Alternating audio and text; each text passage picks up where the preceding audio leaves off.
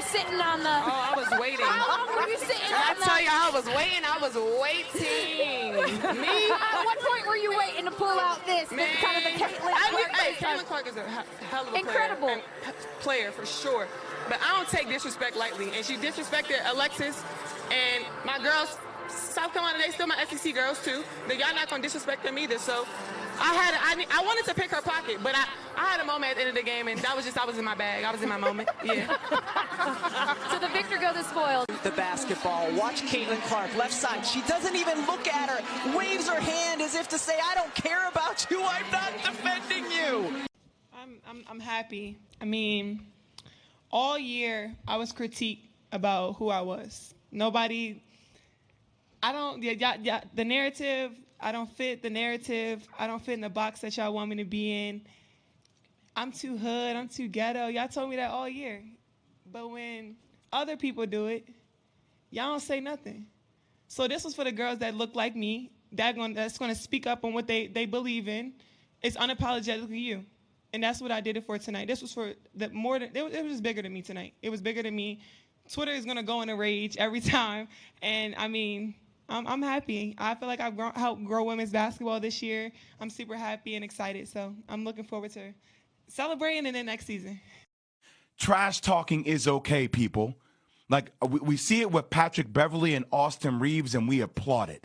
We see it with the way Russell Westbrook is being guarded in the playoffs, where people sit in the lane and they don't guard them. Yeah, we saw that with Caitlin Clark against South Carolina, going against Raven Johnson, wiping away the hands. We've seen Caitlin Clark with the John Cena hand. Now you don't see me, now you don't.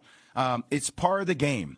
The thing that bothered me last night is that while Angel Reese is doing it towards the end of the game, we have a certain section of people that then want to come out and call people like Angel Reese, who is 20 years old. Now, think about this. The narrative that's been following this team all year long, right, has been they're ghetto. They're thugs. Think about what you heard Dawn Staley talk about the other day. She literally made a comment about it. It went viral.